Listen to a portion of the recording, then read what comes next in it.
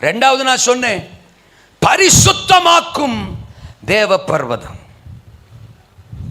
பாருங்க, இந்த யாத்ராம 3ஆம் அதிகாரத்தில் அந்த செடியை பார்த்த உடனே, அங்கிருந்து சத்தம் கேட்ட உடனே மோசே தோத்திரம் பக்கத்தில் வர முயற்சிக்கிறார். அப்போ 5வது வசனம் சொல்லுது, அப்பொழுது அவர் இங்கே கிட்டி சேராயாக, உன் கால்களில் இருக்கிற பாதரட்சையை கழற்றி போடு, நீ நிற்கிற இடம் பரிசுத்த பூமி என்றார்.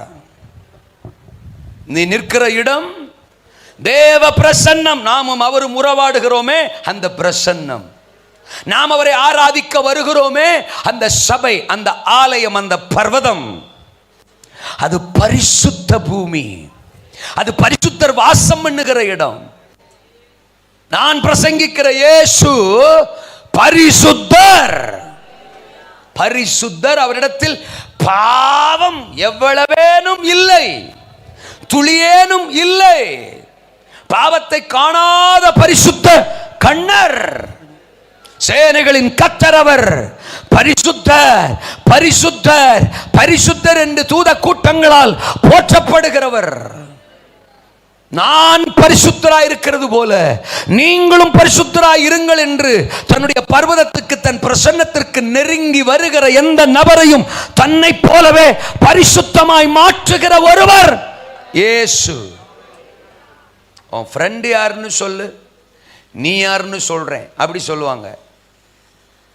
சில சமயம் வீட்டில் கணவரோ இல்லை பிள்ளைகளோ கொஞ்சம் வித்தியாசமாக ஆக்ட் பண்ணால் அவங்களுடைய அந்த ஆக்ஷனை பார்த்துட்டு சொல்லுவோம், கொஞ்ச நாளாக நான் வாட்ச் பண்ணுறேன், உன் பேச்சில் கொஞ்சம் மாற்றம், உங்கள் சுபாவத்தில் கொஞ்சம் மாற்றம். ஏன் தெரியுமா? அந்த ஆளோட கூட்டு சேர்ந்துக்கிட்டே இருக்கீங்கல்ல, அந்த பயல்களோட வண்டி ஓட்டுற இல்லை, அதுதான் சேர்மானம் சரியில்லை, உன் கூட்டு சரியில்லை. அப்படியே அவங்க பேசுகிற மாதிரியே இப்போ வீட்டில் நீயும் பேசுகிற, அவங்க சுபாவம் அப்படியே வந்துட்டு. அப்போது ஒரு நபர் கூட பழக பழக பழக ஆட்டோமேட்டிக்காக அவங்க கேரக்டர் நமக்கு என்ன செஞ்சிருது, வந்துடுது. என்ன என் தாய், எங்கள் அம்மா என்ன சின்ன வயசில் சொல்லுவாங்க, ஆமாம் நாய்கள் பின்னாடியே நாங்கள் சின்ன பசங்கள்லாம் விளையாண்டுக்கிட்டே இருப்போம், நாயை தூக்குறது கொஞ்சுறது அப்படி இப்படின்னு. எங்கள் அம்மா சொல்லும், நாய் கூட சேர்ந்தீங்கன்னா நீ நாய் மாதிரியே மாறிடுவேன்னு. இருக்கீங்களா? நான் விசுவாசிகளுக்கு வர்றேன். அதாவது படைச்சவர் கூட டைம் ஸ்பெண்ட் பண்ணுறதுக்கெல்லாம் இன்றைக்கி நிறைய பேருக்கு என்ன இல்லை, நேரம் இல்லை. பாக்கி எல்லாத்துக்கும் நேரம் இருக்குது. குளிக்கிறதுக்கு நேரம் இருக்குது, சமைக்கிறதுக்கு நேரம் இருக்குது, விதவிதமாக சமைக்கிறதுக்கு நேரம் இருக்குது, அதை சாப்பிட்றதுக்கு நேரம் இருக்குது, கண்ணாடிக்கு முன்னாடி தோத்திரம் நிற்கிறதுக்கு நேரம் இருக்குது, டெக்கரேஷன் பண்ணுறதுக்கு நேரம் இருக்குது, ஃபங்க்ஷனுக்கு போகிறதுக்கு நேரம் இருக்குது, பரியாசம் பண்ணுறதுக்கு நேரம் இருக்குது, குறை சொல்கிறதுக்கு நேரம் இருக்குது, கோல் சொல்கிறதுக்கு நேரம் இருக்குது, சண்டை போடுறதுக்கு நேரம் இருக்குது. புருஷனையோ மனைவியவோ கையை நீட்டி அடிக்கிறது கூட என்ன இருக்குது, நேரம் இருக்குது. ஏசரத்தஞ்ச சில ஆளுகளுக்கு மிருகங்களோட நேரம் ஸ்பெண்ட் பண்ணுவாங்க. நாயை குளிப்பாட்ட தோத்திரம் இல்லை, நாய் கூட பேச, நாய் கூட பழக, அதுக்கெல்லாம் நேரம் இருக்கும். ஆனால் ஆண்டவர் கூட நேரம் ஸ்பெண்ட் பண்ணுறதுக்கு நேரம் இல்லை. நான் இதெல்லாம் தப்புன்னு சொல்லலை. சமைக்கணும் தான், சாப்பிடணும் தான், ட்ரெஸ்ஸு பண்ணணும் தான், குளிக்கணும் தான், அது ரொம்ப நல்ல விஷயம், இப்படிலாம் இருக்கணும் தான். ஆனால் இதுக்கெல்லாம் we have time. ஒன்றும் இல்லை, மொபைல் ஃபோனு அதை யூஸ் பண்ணுறதுக்கு நேரம் இருக்குது. ஃபேஸ்புக்கு, வாட்ஸ்அப்பு, கண்ட கழுதைக்குள்ளேயும் நேரத்தை செலவு பண்ண விரல்ல வியாதி வந்த மாதிரி அதையே தள்ளி விட்டுக்கிட்டு உட்காந்துக்கிட்டு இருக்க நேரம் இருக்குது. இவ்வளவு நன்மையை, ஜீவனை, ரட்சிப்ப, ஆசீர்வாதத்தை தந்தவர் சமூகத்தில் வர்றதுக்கு நமக்கு நேரம் இல்லையா? அங்க வந்தோம்னு வச்சுக்கோங்களேன், இதெல்லாம் அகன்று போயிடும். அந்த பாதரட்சியை கழற்றி போடு. அசுத்தமானது, அருவருப்பானது, ஆகாதது, தேவன் விரும்பாதது, இதெல்லாம் நம்மளை விட்டு அகன்று போயிடும். அவர் பிரசன்னத்துக்குள்ள நாம வந்துட்டா. இப்ப இதெல்லாம் சேர்ந்து நம்மளை அவர் பிரசன்னத்துக்குள்ள என்ன செய்ய மாட்டேக்கு, வரவிட மாட்டேக்கு. அல்லையா சொல்லுங்க. இங்க என்ன சொல்ல விரும்புறாரு? தோத்திரம், பாதரட்சங்க வரக்கூடாது. தோத்திரம், அல்லேலூயா. இது பரிசுத்த பூமி, அதை கலட்டி போடு, அதோட இங்க வரக்கூடாது. அப்ப தேவ சமூகங்கிறது அசுத்தங்களோடையோ அவர் விரும்பாத ஒன்றோடையோ அதையும் நம்ம கையில வச்சுக்கிட்டு அவர் சமூகம், அவரு தோத்திரம், ரட்சிப்பு, பரிசுத்தம் இல்ல ராஜா. கூழுக்கு ஆசை, மீசைக்கு ஆசை, கிறிஸ்தவ வாழ்க்கை இல்ல சொல்ல மாட்டாங்க. ஆண்டவரே நம்ம முறைக்கிறாங்கப்பா. ஒருவன் கிறிஸ்துவுக்குள் இருந்தால் புது சிருஷ்டியா இருக்கிறான், பழையவைகள் எல்லாம் புதிதாயின.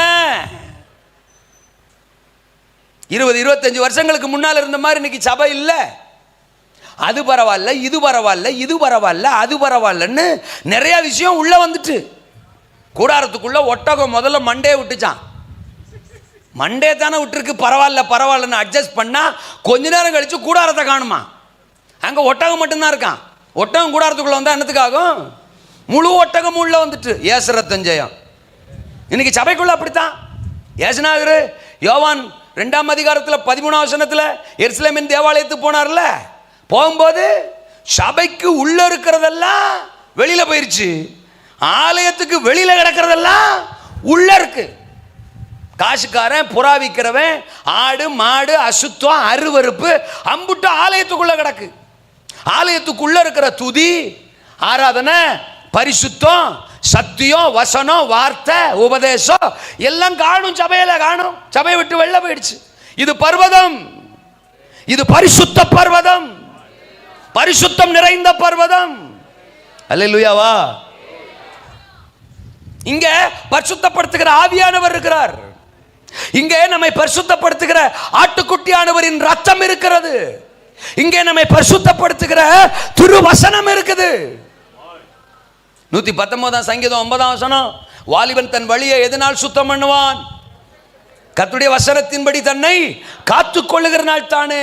அப்போ நம்மளை பரிசுத்தமாக்குகிறதுக்கு தான் வசனம். வசனம் நம்மளை பரிசுத்தப்படுத்தும். அந்த பர்வதத்துக்குள்ளே நீ வா. இன்னைக்கு வசனம் எப்படி இருக்கணும்னு நாமளா ஃபிக்ஸ் பண்ணிட்டோம். கர்த்தர் உங்களை ஆசீர்வதிப்பார், உங்களை வாழாக்காமல் தலையாக்குவார், நீங்கள் கிளாமல் மேலாவீர்கள், நீர்ப்பாய்ச்சன தோட்டத்தை போலும் வற்றாது நீருடி போலும் இருப்பாய். ஓ, வெண்கல கதவுகளை உடைத்து இருப்பு தாழ்பலை முறித்து அந்த இடத்துல பொக்கிஷங்களை ஒளிப்படத்தில் பொதிலும் தருவார். பச்சை மிளகாய் கடிச்சிட்டேன், தோத்திரம். அவர் உங்களை தூக்கி தூக்கி போட்டு ஆசீர்வதிப்பார், பெருகவே பெருக பண்ணுவார். இப்படி மட்டும்தான் பேசணும். அப்படி பேசினா ஹல்லேலூயா, நல்ல பாஸ்டர், டேக் இட். சபை அப்படி தான் இருக்கணும். நாமளே ஃபிக்ஸ் பண்ணிட்டோம். பிரசங்கன்னா அப்படி தான் இருக்கணும், பாஸ்டர்னா அப்படி தான் இருக்கணும், இதைத்தான் பேசணும். இதை தாண்டி வேற நீங்கள் எதுவும் பேசிடக்கூடாது. சபையை மாற்றிடுவோம், இல்லைன்னா பாஸ்டரை மாற்றிடுவோம், முடிஞ்சா பாமே வைப்போம், சபையே வெடிச்சிடும், ஏதாவது பண்ணுவோம், தகராறு, பிரச்சனை, முரட்டு வாதம். நீ சபைக்குள்ள பெருகிடுச்சு சார். ஞானசானத்தை பற்றி பிரசவம் பண்ணக்கூடாது, பரிசுத்தத்தை பற்றி பிரசவம் பண்ணக்கூடாது, காதலுக்கு எதிராக பிரசவம் பண்ணக்கூடாது, பொருளாசைக்கு எதிராக பிரசவம் பண்ணக்கூடாது, தசோகத்தை பற்றி பிரசவம் பண்ணக்கூடாது. அப்புறம் என்னதான் பிரசங்கம் பண்ண? நீங்க வார வாரம் ஒரு பிரசங்கத்தை பண்ணி எழுதி கொடுத்துருங்களேன்.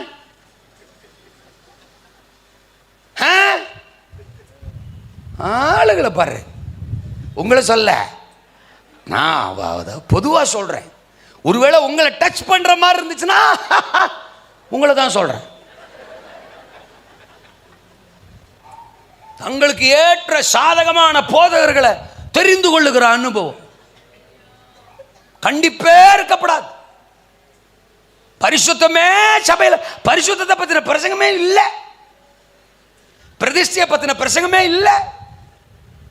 அகற்றணும், அப்புறப்படுத்தணும் அப்படின்னா பிரசங்கியாரே அகற்றிடுவோம், பிரசங்கியாரே அப்புறப்படுத்திடுவோம். போடுறா அவரை ஏசு நாமத்தினால. என்ன பேச்ச காணா?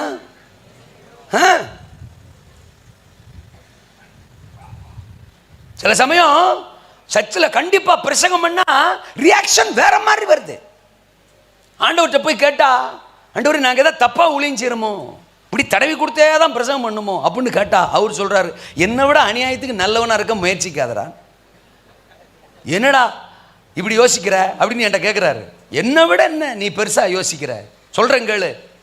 அவர் பிரசங்கம் பண்ணும்போது ஒரு முறை இந்த கடினமான உபதேசம் எங்களுக்கு என்னத்துக்கு அப்படின்னு என்ன செஞ்சுட்டாங்களாம், ஒரு குறிப்பை போயிட்டாங்களாம். ஒரு குறிப்பு நின்றுச்சான். நீங்களும் போய்விட மனதா இருக்கிறதான்னு கேட்டாராம். அது எப்படி போவோம், நித்திய ஜீவ வசனங்கள் உம்மிடத்தில் உண்டே அப்படின்னு சொன்னாங்களாம். அப்ப ஆண்டு சொன்னாரு, தோத்திரம், நித்திய ஜீவனை விரும்புறவன், நித்திய ஜீவனுக்கு முன்குறிக்கப்பட்டவன், நித்திய ஜீவனை பெருசா நினைக்கிறவன், அவன் என்ன கடினமான உபதேசம் வந்தாலும் நிப்பான். என்ன பேச்ச காணோம்? நித்திய ஜீவன் வேணான்னு நினைக்கிறவன் போயிடுவான். நான் யோசிக்கிறேன், இயேசுநாதர் பிரசங்கத்தை கேட்டு ஆத்தாடி இப்படி பேசுறாரப்பா, இதெல்லாம் நிற்க முடியாது, இதெல்லாம் கேட்க முடியாது, இந்த பிரசங்கமே தேவையில்லைன்னு கிளம்பி போனான்னா அப்போ அவர் எப்படி பேசியிருப்பார் பாருங்க. என்ன பேச காணோம்? போயிட்டான் ஒரு குறிப்பை. ஆனால் ஒரு குறிப்பு நிற்கான், நாங்கள் போக மாட்டோம்ல நிற்போம்லன்னு. இன்னொரு உதாரணம் சொல்றாரு.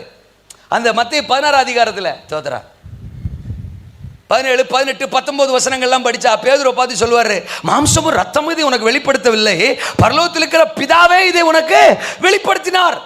பேதுருக்கு பயங்கர சந்தோஷம். அடாடாடாடாடா, எல்லாருக்கும் முன்னாடி நம்மளை என்ன செஞ்சிட்டாரு, ரொம்ப பெருமையா பேசிட்டாரு, பிதா நமக்கு வெளிப்படுத்திட்டேன்னு சொல்லிட்டாரு, இது ஒரு பெரிய விஷயம் அப்படின்னு அவன் ரொம்ப பெருமைப்பட்டிருப்பான். ஆனா அதே பேதுருவ 20, 21, 22 வசனங்கள்ல படிச்சா, அப்பாலே போ சாத்தானே. இயேசுநாதர் மாதிரி இன்னைக்கு எந்த பாஸ்டராவது திட்ட முடியுமா? எங்களை திட்டுறோன்னு சொல்றீங்க, ஆனா அங்க பிசாசே சாத்தானே அப்படின்னு திட்டினார். யார? பேதுருவ. அதுவும் 4 வசனத்துக்கு முன்னாடி பிதா ரெவலேஷன், இப்போ 4 வசனத்துக்கு பின்னாடி பேய் ரெவலேஷன். பிசாசேன்றார். அதனால அவன் கோவிச்சுக்கிட்டு போலையே, இயேசுவை வேணான்னு சொல்லிட்டு போலையே, உங்க உபதேசம் ரொம்ப கடுமையா இருக்குன்னு போலையே. நோ,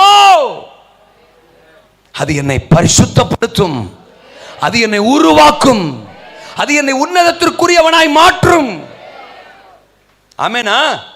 பேதுருக்கு தெரியாது, தன்னுடைய ஒரு பிரசங்கத்துல 3000 பேர் மனம் திரும்ப போறான், தன்னுடைய அடுத்த பிரசங்கத்துல 5000 பேர் மனம் திரும்ப போறான். தான் போற இடத்துல எல்லாம் நிழல் பட்டு வியாதிகள் சுகமடைய போது, மரித்த தபித்தாள் உயிரோடு எழும்ப போறா. இதுக்கெல்லாம் காரணம் தோத்திரம், இந்த பர்வதத்துல நான் நிலைச்சு நிக்கணும். இங்கே சத்தியம் என்னை பரிசுத்தமாக்கும்படி வரும், என்னை உருவாக்கும்படி வரும், என்னை சரிப்படுத்தும்படி வரும். அங்க நான் நிலைச்சு நின்னா என் எதிர்காலம் பல ஆயிரங்களுக்கு ஆசீர்வாதமா மாறும். அதுதான் பர்வதம். இது பரிசுத்தமாக்கும் பர்வதம், வா. இது பாவத்தை அகற்றும் பர்வதம், வா. அல்லேலூயா சொல்லுங்க. பாவத்தோட பரலோகம் போக ஒரு ஆளாலே முடியாது. அந்த பாவத்திலிருந்து நம்மை விடுவிப்பது பர்வதம். ஒருவேளை நம்ம பாவியா இருந்தா உலகம் நம்மளை பார்க்கிற விதம் வித்தியாசங்க, நம்மளை நியாயம் தீர்க்கும். ஆனா இந்த பர்வதத்துக்கு நீங்க வந்து பாருங்க தோத்திரம், இந்த பர்வதம் உங்களை பார்க்கிற விதமே வித்தியாசம். எந்த பாவியா இருந்தாலும் இந்த பர்வதம் அவனை பரிசுத்தமாக்குவதற்கு தனக்குள்ளே அவனுக்கான கதவை திறந்து கொடுக்கும். யோவான் 8ஆம் அதிகாரத்தில் ஒரு விபச்சார ஸ்திரியை கையுமையுமா பிடிச்சாங்க, அவளை கல்லெறிஞ்சு கொல்லணும்னு எல்லாரும் வந்து நிற்கிறாங்க. இயேசு கிட்ட தான் கொண்டு வந்தாங்க. அவர் தானே அந்த பர்வதம், அவர் தானே இந்த கண்மலை. கல்லெறிஞ்சு கொல்லணும் இவளை அப்படின்னு சொல்றாங்க. இவ பாவி. இயேசு சொன்னார், உங்களில் பாவம் இல்லாதவன் இவள் மேல் முதலாவது கல்லெறிய கடவன். பாவம் இல்லாதவன் கல்லெறின்னு சொன்னா கூட ஆளுக்கு ஒன்று எரிஞ்சு விட்டு எஸ்கேப் ஆயிருப்பான். தோத்தரம் முதல்ல கல்லெறியணுன்ட்டார். இப்போ எவனாவது ஃபர்ஸ்ட் கல் எடுத்தான்னா பக்கத்தில் இருக்கிறவன் சொல்லுவான், மச்சான் என்ன முந்தானத்து எனக்கு தெரியாதா, நாங்கள்லாம் அமைதியாக இருக்கோம், நீங்கள் மட்டும் கல்லை முதல்ல எடுக்கிறியா, நீங்கள் மட்டும் ரொம்ப வாய்ப்பில்லை மச்சான், கல்லை கீழே போடுங்க, இல்லாட்டும் நாங்கள்லாம் உங்களை எரிஞ்சிருவோம். அதனால் கொஞ்ச நேரத்தில் ஒரு மச்சான் அங்கே இல்லை, எல்லாரும் போயிட்டான். சோதரன் இருக்கீங்களா? அந்த பொண்ணு மட்டும் நிற்கிறா. ஆண்டவர் சொல்ற, நானும் ஒன்றை நியாயந்திருக்க போறதில்ல, இனி பாவம் செய்யாதே. அல்லேலூயா சொல்லுங்க. திமிர்வாதக்காரனை பார்த்து சொல்றார், உன் திரளான பாவங்கள் உனக்கு மன்னிக்கப்பட்டது. பாவத்தினாலதான் அவன் திமிர்வாத வியாதியில பாதிக்கப்பட்டிருக்கான். ஆனால் இயேசுவின் இடத்தில் அவனை கொண்டு வந்த போது மார்க் 2ஆம் அதிகாரத்தில் அவன் பாவத்தை மன்னிச்சு அவன் திமிர்வாதத்தில் இருந்து அவனை விடுதலையாக்கினார். இன்னைக்கு ஒருவேளை மன்னிக்க முடியாத பாவமா, விடுதலை பெற முடியாத பாவமா, அந்த பாவத்திலிருந்து என்னால வெளியில வரவே முடியல என்கிற பாவமா, உலகம் அறிந்திருக்கிற பாவமா, உலகம் நியாயம் தீர்க்கிற பாவமா, உலகம் உங்களை குற்றவாளி என்று சொல்லுகிற பாவமா, எப்படிப்பட்ட நிலையில் இருந்தாலும் நான் பிரசங்கிக்கிற இந்த பர்வதத்திற்கு வாருங்கள். இயேசு கிறிஸ்துவின் இரத்தம் உங்களுடைய சகல பாவங்களையும் கழுவி உங்களை சுத்திகரிக்கும். அந்த இரத்தம் இந்த பர்வதத்தில் இருக்கிறது. 1 யோவான் 1:7 அதை படிக்கிறோம். உங்களை பரிசுத்தமாக்கும் பர்வதம் இது. இருக்கிறீங்களா? ஆமென். தோத்திரம். எபேசர் 5:26 ஞானஸ்நானம் நம்மை பரிசுத்தப்படுத்தும் என்று பைபிள் சொல்லுகிறது. திருமுழுக்கு, தண்ணீர் முழுக்கினால் அவர் நம்மை பரிசுத்தப்படுத்துகிறார் என்று வேதம் சொல்லுகிறது. சபைக்கு பல வருஷங்கள் வந்தும் இன்றைக்கு ஞானஸ்நானத்தை தள்ளி போடுகிறவர்கள் நிறைய பேர். பரிசுத்தம் இல்லாமல் கர்த்தரை ஒருவரும் தரிசிப்பதில்லை. நம்மை பரிசுத்தமாக்குவதில் ஒரு பங்கு ஞானஸ்நான சத்தியத்திற்கு இருக்கிறது. பழைய மனுஷன் மரித்து போனான் என்றால் மரித்த பழைய மனுஷன் அடக்கம் செய்யப்பட வேண்டும். அந்த அடக்கம் செய்யப்படுவதற்கு அடையாளம் தான் ஞானஸ்நானம். தண்ணீரில் முழுகி பழைய மனிதனை அடக்கம் செய்து புதிய மனுஷனாய் மறுபடியும் உயிரோடு எழுவது, அதுதான் ஞானஸ்நானத்தின் அடையாளம். இன்னைக்கு சிலரோடு கர்த்தர் பேசுகிறார். ஞானஸ்நான சத்தியத்திற்கு உங்களை அர்ப்பணியுங்கள். இந்த பர்வதம் உங்களை பரலோக பர்வதத்திற்குரியவர்களாக மாற்றும். பரிசுத்தமாக்கும் பர்வதம். 3வது நான் சொன்னேன், பலவீனரை பலப்படுத்துகிற பர்வதம். பலவீனரை பலப்படுத்துகிற. மோசேக்கு அழைப்பு வருது. சொன்ன ஏற்கனவே 8ஆம் வசனம், 9ஆம் வசனம், 10ஆம் வசனம் யாத்ராகமத்தில் 3ஆம் அதிகாரத்தில். ஆனால் யாத்ராகமம் 3:11 யாத்ராகமம் 4:13 வரைக்கும் நீங்கள் குறித்து வைத்துக் கொள்ளுங்கள். கர்த்தருடைய அழைப்பை மோசேயால் ஏற்க முடியவில்லை. மிகப்பெரிய அழைப்பு. எனக்கா 80 வயது நிறைந்தவனுக்கா நானா பார்வோனுக்கு முன்னால் நிற்க போகிறேன், நானா பயன்பட போறேன், நானா 30 லட்சம் மக்களை விடுதலை செய்ய போறேன், என்னால முடியாது. 5 முறை ஆண்டோடைய அழைப்பை நிராகரிக்கிறான், மறுக்கிறான், முடியாதுன்னு சொல்றான். காரணம் பலவீனம். நான் வயது முதிர்ந்தவன், நான் 80 வயசு. 11ஆம் வசனத்தில் சொல்றான், நான் எம்மாத்திரம், நான் பலவீனன் ஆயிற்றே, நான் வயதானவன் ஆயிற்றே, நான் எம்மாத்திரம். 4ஆம் அதிகாரம் 10ஆம் வசனத்தில் சொல்லுவான், தோத்திரம், நான் திக்குவாயும் மந்தனாவும் உள்ளவன், எனக்கு பேச்சு வராது. நீங்க அந்த அதிகாரத்தை படிச்சு பார்த்தீங்கன்னா ஆண்டவர் பேசினதை விட இங்க ஆண்டவர்கிட்ட மோசே பேசினதான் ஜாஸ்தி. ஆனா மோசே சொல்லுவான், நான் என்ன வாயி பேசியெல்லாம் முடிச்சுட்டு தோத்துறான், நான் திக்குவாயி, நான் மந்தவாயி உள்ளவன், நான் பலவீனன், நான் வயசானவன். நீங்க அனுப்ப சித்தமா இருக்கிற வேற யாரை ஆகில அனுப்புங்க, நல்ல பலமுள்ள ஆள, நல்ல ஒரு இளைஞனை வாலிபனை அனுப்புங்க. ஓஹோ, அப்ப நான் சித்தம் இல்லாம வந்துட்டேன்னு நீ ஏன் சொல்ற? தேவ சித்தத்தை பத்தியே எனக்கு நீ பிரசங்கம் பண்ற. மோசே, நான் சித்தம் இல்லாம இங்க வந்துட்டனும், என் சித்தத்தை பத்தி எனக்கே நீ சொல்லிக் கொடுக்கிறியோ? கிளவா, உனக்கு 80 வயசுன்னு எனக்கு தெரியும், நீ பலவீனமான ஆள்னு எனக்கு தெரியும், நீ மந்த வாய் உள்ளவன், திக்கு நாவு உள்ளவன், எல்லாமே எனக்கு தெரியும். நீ பர்வதத்துக்கு வந்துட்டீல, ஏசுரத்தஞ்சயம், நீ நிக்கிறது பர்வதம், என் பிரசன்னம், என் சமூகம். அதனால நான் உன்னை பலப்படுத்துகிற கர்த்தர். நீங்க என்ன ஆச்சரியப்படுத்தின ஒரு வசனம், யாத்ராகமம் 11 அத 3:11 நான் எம்மாத்திரம்னு மோசே சொல்லுவார். அப்ப 12ஆம் வசனத்தில் சொல்லுவாரு, நான் உன்னோடு இருப்பேன்.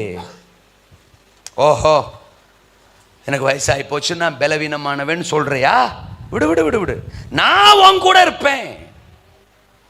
நீயா பயன்பட போற, நான் உன்னை பயன்படுத்த போறேன். நான் உன் கூட இருந்து நான் உன் கூட டிராவல் பண்ணுவேன். உன்னை விட்டு விலகாம உன் கூடவே இருப்பேன். பார்வனோட பேசும்போது நான் கூடவே இருப்பேன். செங்கடலை பிளக்கும் போது நான் கூடவே இருப்பேன். யுத்தத்தின் நேரத்தில் நான் கூடவே இருப்பேன். எல்லா நேரத்திலையும் நான் உன் கூட இருப்பேன். நான் உன்னை பலப்படுத்துகிற கர்த்தர். இதை விட பியூட்டி என்ன தெரியுமா? 4:10 சொல்லுவான், நான் திக்குவாயும் மந்தனாவும் உள்ளவன் அப்படின்னு சொல்லுவான். அப்ப 12ஆம் வசனத்தில் சொல்லுவாரு, நான் உன் வாயோடே இருப்பேன்.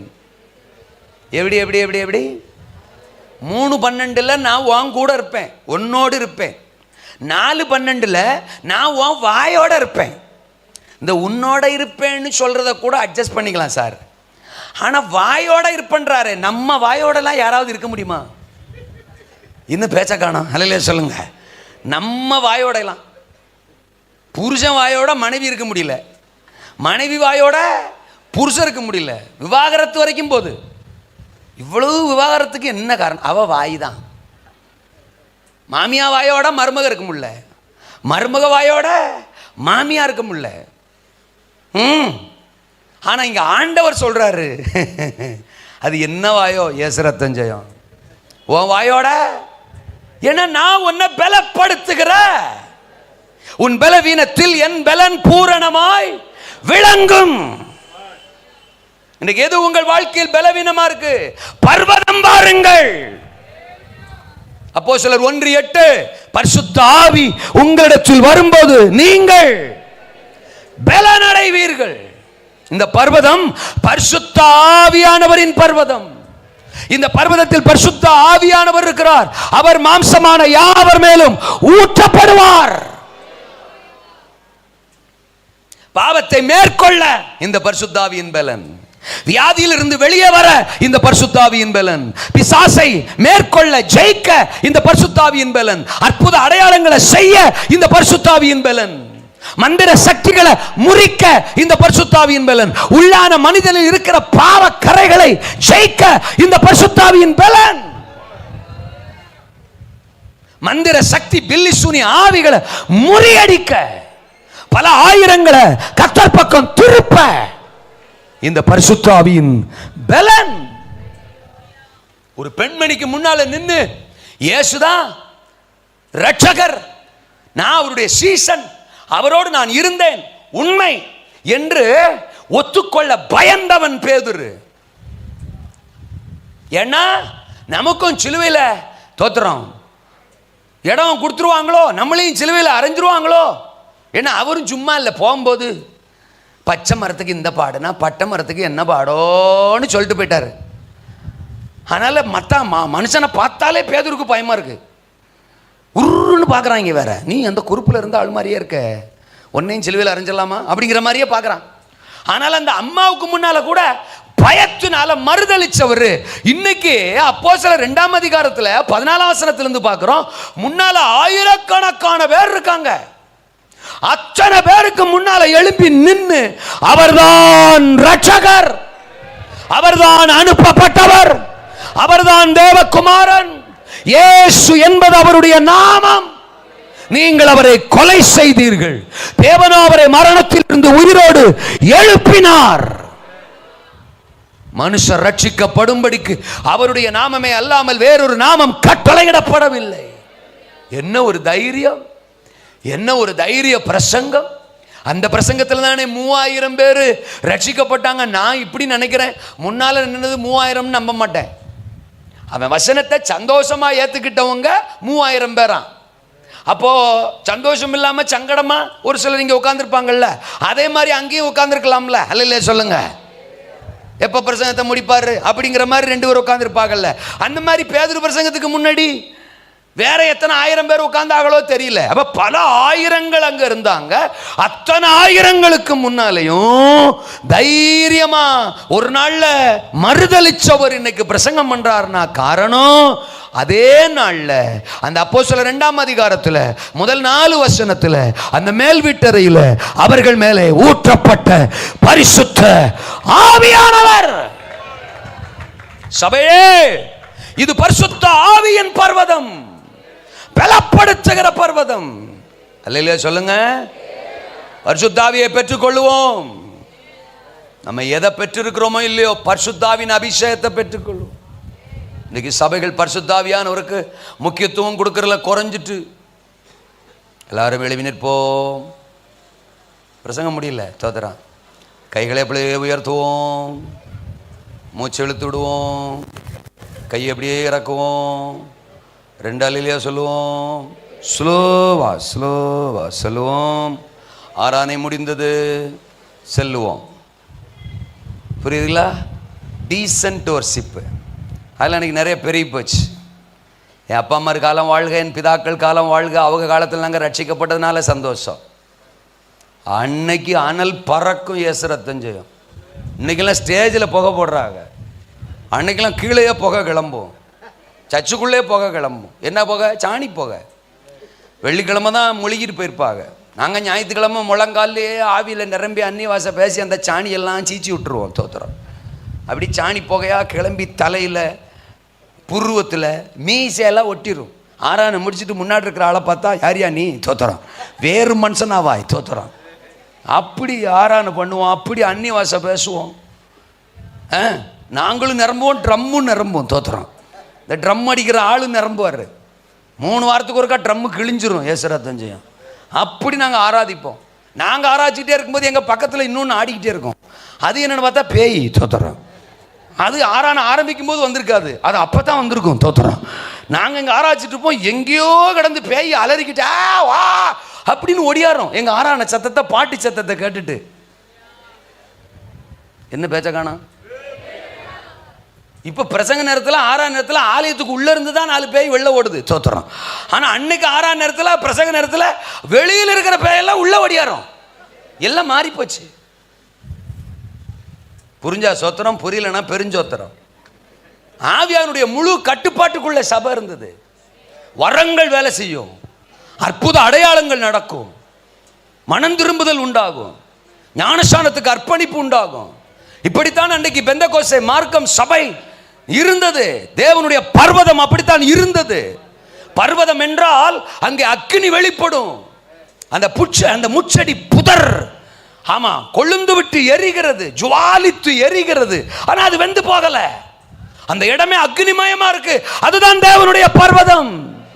பரிசுத்த ஆவியானவர் அக்னிமயமானவர். இருக்கிறீங்களா?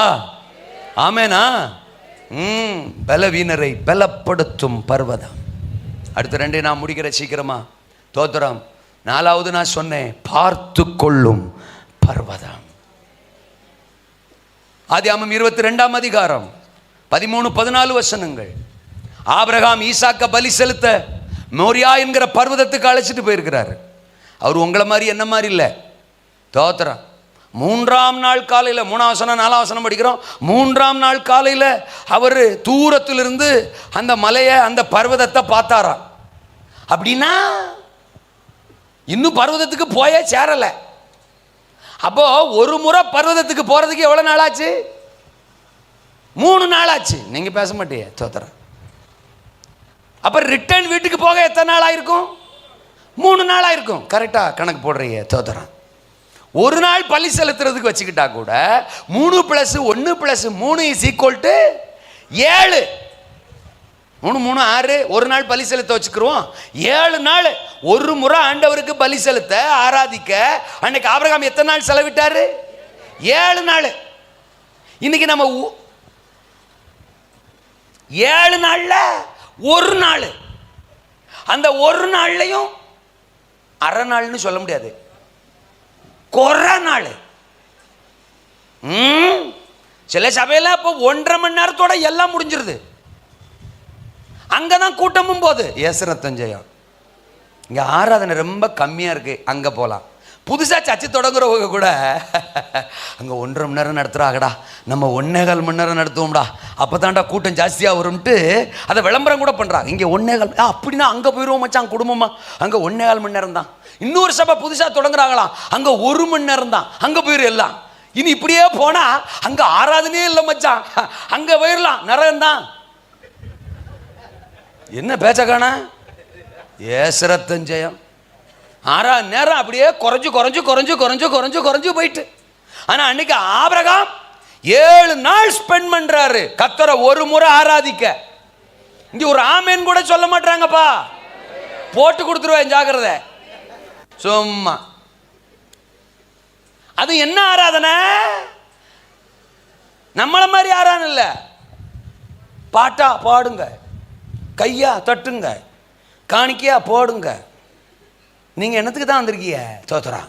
சில ஆளுங்க ஆலயத்தில் பாட்டும் பாடுறதில்ல, கையும் தட்டுறதில்ல, ஆமேனும் சொல்றதில்ல, தோத்திரமும் சொல்றதில்ல, காணிக்கையும் போடுறதில்ல, தசுமாவும் தர்றதில்ல. அப்புறம் என்னத்துக்கு தான் வந்தாங்கன்னு அவங்களுக்கும் தெரில, நமக்கும் தெரில. ஆவியானவற்றை கேட்டா எனக்கே தெரிலப்பான்றார். கடைசியில் ஆசீர்வாதம் போடுங்க போடுங்க போடுங்க. சில ஆளு கை தட்டுறதை பத்திலா. ஆமா, இந்த கை இந்த கையில டச் ஆகி ரிட்டர்ன் ஆகிறதுக்குள்ள பாட்டே முடிஞ்சிடும். என்ன ஆராதனை! ஆடாடாடா, அதுல இந்த விரல் தான் தட்டுறது. ஐயோ, ஆபிரகாம் தன் சொந்த குமாரனை பலி செலுத்த பர்வதத்துக்கு வந்திருந்தான். நான் என்ன சொல்றேன், நம்ம பிதாக்கள்லாம் நமக்கு பெரிய ப்ராப்ளங்க. என்னடா இப்படி சொல்றாரு? ஆமா, அவங்க ஆராதனை ஸ்டைல் எல்லாம் ஆண்டு பார்த்துட்டாரா, அவங்க வாழ்க்கையெல்லாம் பார்த்துட்டாரா, அவங்க பிரதிஷ்டையெல்லாம் பார்த்துட்டாரா, அதனால பிரச்சனை. இப்ப நம்ம பாட்டையும் நம்ம ஆராதனையும் நம்ம தோத்திரத்தையும் அவர் பார்க்கிறாரா, பிரச்சனை.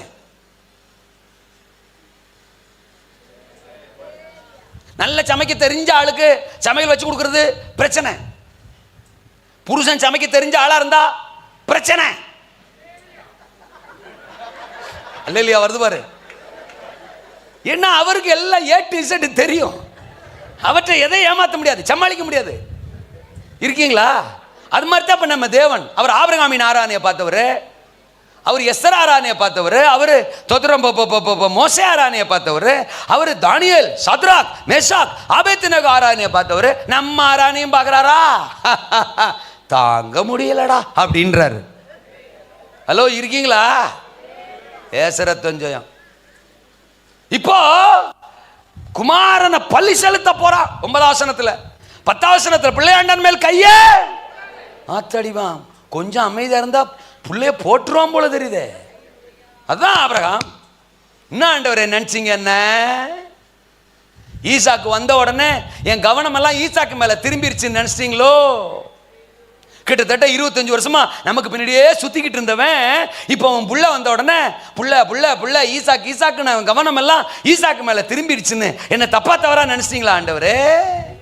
அவனைய குளிப்பாட்டுறான், அவனுக்கு டவுசரை போடுறான், அவனுக்கு பவுடரை மாத்துறான், அவனைய கொஞ்சறான், சுச்சு சுச்சு சுச்சு அப்படின்னு அவன் பின்னாடியே சுத்துறான் அப்படின்னு நினைச்சிட்டீங்களா? அதனாலதான் அவனை பலி செலுத்த சொல்றீங்க. எஸ்கேப் ஆகி ஓடுவேன் பாத்தீங்களா? இன்னைக்கு ஆலயத்துக்கு வராம வேற எங்கேயாவது ஓடிடலாம் அப்படின்னு பிளான் போடுவேன் நினைச்சீங்களா? நான் இந்த கடைசி கால விசுவாசிகள் நினைச்சீங்களா? உமக்கு ஈசாக்கு தானே வேணும். நீர் சொன்ன சாராலையும் போடுறேன். அல்ல சொல்லுங்க ஆண்டவரே, ஈசாக்கு மாதிரி எத்தனை ஈசாக்கு வேணாலும் எனக்கு கிடைப்பான்பா. ஆனா உம்மை போல் ஒரு யெகோவாவை இந்த உலகத்தின் எந்த மூலைக்கு போனாலும். ஆமென். அதான் அவனை பலி செலுத்த போறான். வேணாம். ஆனாலும் அவனுக்கு பாருங்க, ஐயோ இப்ப ஈசாக்கு அழைச்சிட்டு நம்ம தோத்திரம் அந்த பலிபீடத்தை எப்படி வெறுமையா விட்டுட்டு வர்றது, ஆண்டவருக்கு ஏதாவது செலுத்தாம நான் வர்றது எப்படி வர்றது? ஐயோ நான் பலமுறை பலி செலுத்தினோம்னாச்சே, ஆண்டவரை ஏமாத்தின மாதிரி ஆயிடுமே, நான் உன்னையும் கொண்டு வரலையே, இவனைத்தானே பலின்னு நினைச்சு கூட்டு வந்தேன், முதல்ல தெரிஞ்சிருந்தா ஒரு ஆட்டுக்கடாவை கூட்டு வந்திருப்பேனே, நான் என்ன பண்ணுவேன் ஏது பண்ணுவேன் தவிக்கிறான். ஏன்னா அவன் கையில் அங்க ஒண்ணுமே இல்லை, தவிக்கிறான். 13ஆம் வசனத்துல தன் கண்களை ஏறெடுத்து பார்க்கிறான். பின்னாக புதரிலே தன் கொம்புகள் சிக்கிக் கொண்டிருந்த ஒரு ஆட்டுக்கடாவை கண்டான். ஆச்சரியம். அந்த மலையில ஒரு ஆட்டுக்கடா அங்க சிக்கிக்கிட்டு இருக்கு. அப்படின்னா என்ன அர்த்தம்? நீ என் பர்வதத்துக்கு என்ன ஆராதிக்க வந்துட்டாலே உனக்கு வேண்டிய ஆசீர்வாதத்தை நான் சிக்க வச்சிருவேன். ஆராதிக்கிறவனுக்கு அம்புட்டும் சிக்கும், ஆசீர்வாதம் சிக்கும். நீ ஆலயத்துக்கு கணக்கு போடாம வா, பர்வதத்துக்கு வேற எதுவும் பிளான் போடாம வா, கர்த்தருக்கென்று ஒன்றை சமர்ப்பிக்க வா, உனக்கான எல்லாத்தையும் நான் சிக்க வச்சிருப்பேன். நீ பர்வதத்திலிருந்து இறங்கி போகும்போது உனக்கான அந்த ஆசீர்வாதத்தை நீயே அவிழ்த்து எடுத்துக் கொள்ளுவாய். அதனாலதான் 14 சொல்றாரு, கர்த்தருடைய பர்வதத்தில் பார்த்து கொள்ளப்படும் அவர் நாமம் யெகோவா ஈரே. இருக்கீங்களா? உங்க வாழ்க்கையில என்ன இல்லைன்னு தவிக்கிறீங்க? எந்த நன்மை இல்லைன்னு தவிக்கிறீங்க? எந்த ஆசீர்வாதம் இல்லைன்னு தவிக்கிறீங்க? பர்வதத்துக்கு வாங்க சார், தேவ பிரசன்னத்துக்கு வாங்க சார், நான் பிரசங்கிக்கிற இயேசுவினிடம் வாங்க சார். உங்களுக்கான எல்லாத்தையும் A to Z பார்த்து கொள்ளுகிற ஒரு தேவன். உங்க சிந்தனையிலே இல்லாததை அவர் பார்த்துக்கிறார். இவன் பிளானே பண்ணல, அவனுக்கு ஆச்சரியம். எப்படி அந்த ஆடு எங்க இருந்து வந்திருக்கும்? No answer. அது உங்க பிள்ளைகளுக்கான வாழ்க்கை துணையை கர்த்தர் பார்த்துக்கிறார். குழந்தை பாக்கியம் கர்த்தர் பார்த்துக்கிறார். அவர் பர்வதத்துக்கு வாங்க, உங்களுக்கான எல்லா ஆசீர்வாதத்தையும் அவர் பார்த்துக்கிறார். ஆபத்து காலத்தில் என்னை நோக்கி கூப்பிடு, நான் உன்னை விடுவிப்பேன், நீ என்னை மகிமைப்படுத்துவாய். கமான். பார்த்து கொள்ளுகிற பர்வதம், பஞ்சத்தை மாற்றும் பலத்த மழையை தரும் பர்வதம். கடைசியா சொன்னேன், முடிக்கிறேன். ஏசாயா 1 ராஜாக்களின் புத்தகம் 19வது அதிகாரத்தில் சோதரம் 18வது அதிகாரம் 18வது அதிகாரத்தில் 41வது வசனத்திலிருந்து படிக்கிறோம். தேசத்தில் மகா பெரிய பஞ்சம். எலியா தோத்திரம் தன்னுடைய ஊழியக்காரனை அழைச்சிக்கிட்டு கர்மேல் பர்வதத்தின் சிகரத்துக்கு போறான். 3 வருஷம் பெரிய பஞ்சம், பயங்கர பஞ்சம். ஆனால் இப்போ பர்வதத்துக்கு போகிறான். கர்த்தருக்கு ஸ்தோத்திரம். அவர் எனக்கு டைம் காட்டுறார். அல்லே சொல்லுங்க. அப்போ பர்வதத்துக்கு போகிறான். ஆமாம், 3 வருஷம் பஞ்சம். ஆகாப்புங்கிறவன் ராஜா, எலியாங்கிறவன் தீர்க்கதரிசி. 2 பேருமே தேசத்தின் மேலே உத்தரவாதம் உள்ளவங்க. இவன் ராஜா, அவன் தீர்க்கதரிசி. தீர்க்கதரிசிக்கு பர்வதத்துக்கு போகணும்னு ஆசை. ஆகாப்புக்கு சோத்தை திங்கணும்னு ஆசை. அதனால தான் ஆகாப்பை பார்த்து சொல்லுவான், நீர் போஜனபானம் பண்ண போம். நீ சாப்பாட்டுறாமே, உமக்கு சாப்பாடு தான், நீ சாப்பிட போறோம். நான் எங்க போறேன்? பர்வதத்துக்கு போறேன். அல்லையிலே சொல்லுங்க. நான் பர்வதத்துக்கு போறேன். ஏன்னா தேசத்துல மழை இல்லை, தேசத்துல பஞ்சம், ஜனங்கள் செத்து விழுந்துட்டு இருக்கிறாங்க. It's my responsibility. நான் தேவனுடைய மனுஷன், நான் தேவனுடைய பிள்ளை, நான் அழைக்கப்பட்டவன். I need to go to the mountain. நான் பர்வதத்துக்கு போக வேண்டியவன். நீர் பாரம் இல்லாம உமக்கு சோறு கிடைச்சா போதும், உமக்கு நன்மை கிடைச்சா போதும், உமக்கு ஆசீர்வாதம் கிடைச்சா போதும் அப்படின்னு சோத்திலே நீர் கவனமா இருக்கிறீர். தேசத்தை குறிச்ச பாரம் இல்லை, ஜனத்தை குறிச்ச பாரம் இல்லை, தேவ பிள்ளைகளை குறிச்ச பாரம் இல்லை, இஸ்ரவேலை குறிச்ச பாரம் இல்லை.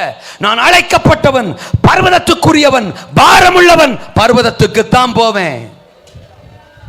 என் சுயத்தை பெருசா நினைக்க மாட்டேன், என் சுய தேவைகளை பெருசா நினைக்க மாட்டேன், சோத்தை பெருசா நினைக்க மாட்டேன், ஏன் பசி போகணும்னு நினைக்க மாட்டேன். தேவனுடைய திட்டம், தேவ ஜனம், தேசம், தேசத்தின் பசி பஞ்சம் மாறணும், தேசத்தில் ஒரு அற்புதம் நடக்கணும், ஒரு மாற்றம் வரணும். அதுக்கு தான் தேவன் என்ன அழைச்சிருக்கிறார்.